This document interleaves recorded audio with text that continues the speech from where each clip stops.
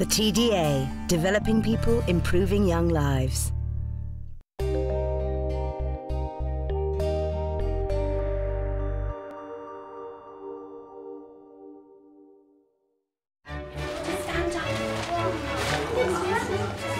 Standing nicely and quietly, stand in your line. Good morning, 2AB. May I present?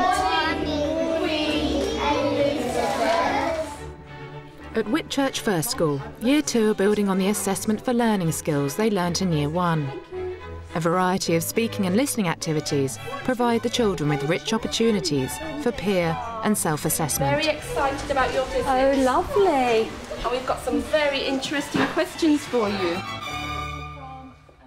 This morning, when I dressed up as the Queen, it was fantastic. I was very pleased. It actually creates a real buzz in the classroom because the children are becoming engaged. They're not sitting back, they're not getting bored or listless.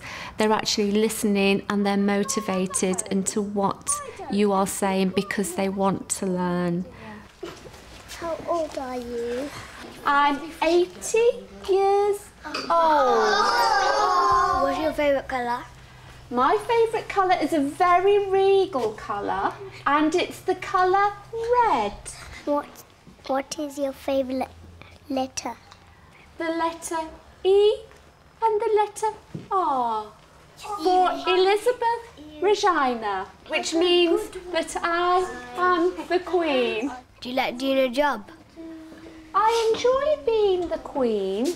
I like to go to different countries. What I was really looking for in a speaking and listening role was for the children to ask higher order thinking questions. Do you enjoy your job? Which actually required a lot more thought into me answering that question. What's your favourite flower? My favourite flower is a rose. It is a very English flower. Any more questions? They ask a lot of questions, this class, don't they? Lots of useful information. What's your favourite food? My favourite food is roast goose, followed by ice cream and jelly. Will they be doing some work afterwards? Oh yes, Your Majesty. That's why we wanted to find out so much interesting information. Maybe. In this school, the associate staff or the teaching partners work completely collaboratively with the teacher. They'll be working with a group of children, they'll be working with individual children, and they will be assessing too. So we do expect actually all of the staff to take part in assessment for learning in the same way and have a common understanding of what it means. Right, Ugbad, give Sophie her first instruction. First, Colour. the apple, Dark. green. Well done for remembering to tell her dark. She might have done it light. Right, Ugbad, she's ready for the next fruit. Which fruit are you going to tell her to colour now? Strawberry. The strawberry. Where is the strawberry? Is it above the orange? So where is it? Can you remember what it's called when something is down here? It is Under. Well done. Under the... Orange. Well done. What colour does she need to colour the strawberry? Red. Red. Is she colouring all the strawberry red? Can you give her the last instruction? Colour the stem green. Only green? Dark green. Oh, well done, Ugbad. So, Paola, how did the barrier game go with Ugbad this morning? It was much better than last time. This time she was thinking a bit more for herself about what she was going to be saying next. Good. She thought of things like saying dark green or light green, whereas last That's time... a huge improvement, yes, wasn't it? Prompting her for all of that. Good. I still had to help her construct her sentences a bit and help her start her sentences. She seems to have a problem with knowing how to begin what she needs to say. Was there any language that she did find particularly difficult? I've been trying to get her to use more, well, for example, to get her used to using things like below, above, beside. So positional words. Yes. Maybe when you're working with role play, that you could use a lot of the figures for below, beside, on top of, and so you could use those words. I think I need to encourage her more to have a go.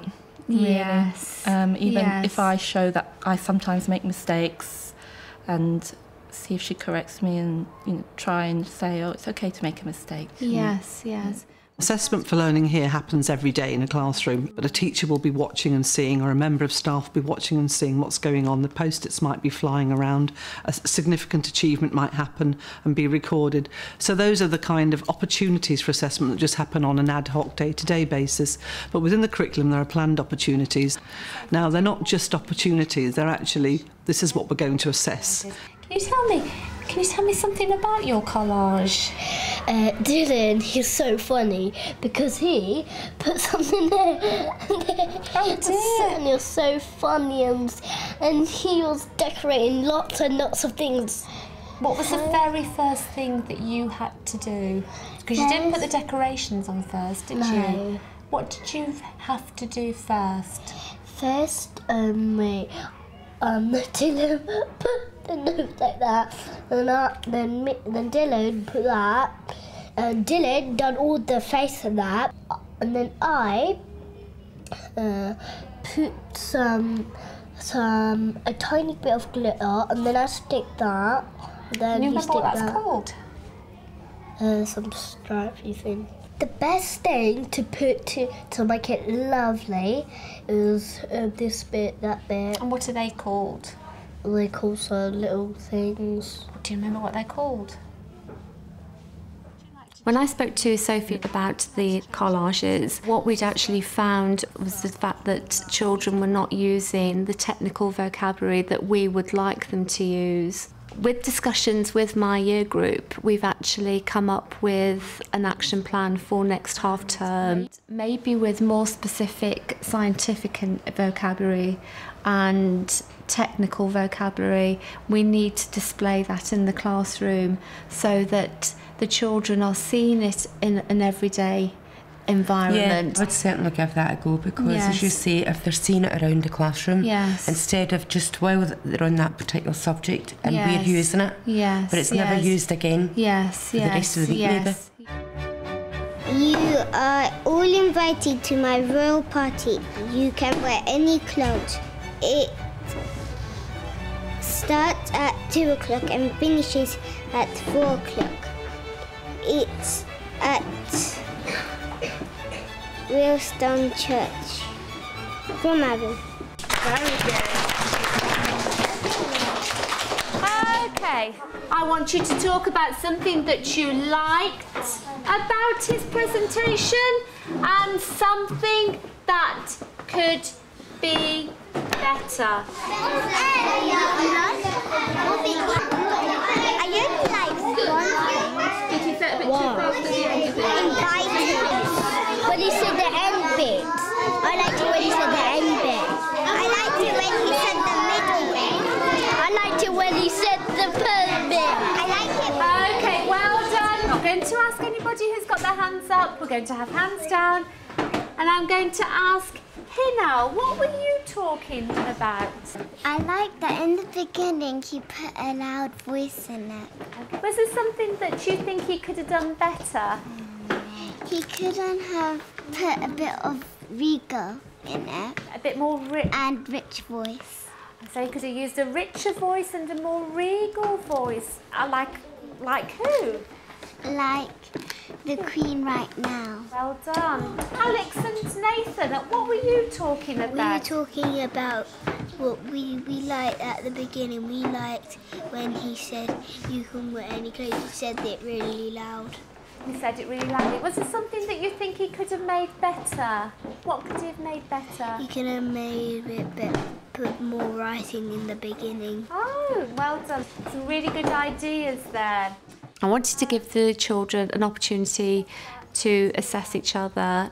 Now, how I would develop it, I would actually ask the children to do a lot more on peer assessment, but maybe take away what they did like, so they would have to actually focus on the one question. Sometimes children are more inclined to listen to each other than they are to us.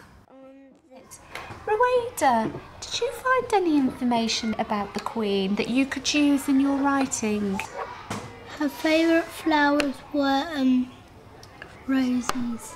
You remember why she liked roses? Because it's an English flower. Because they were English flowers, and that's why she liked roses.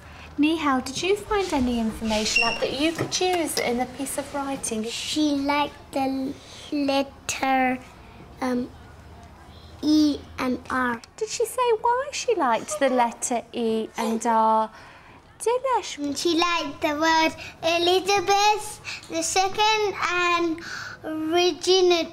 That's a really good try. It's a Latin word and it's Regina. Can you remember what it meant? What did the Queen say it meant? Because so everyone can know she's the Queen of England. That's right. I actually think that through the role play, the situation became very real to them.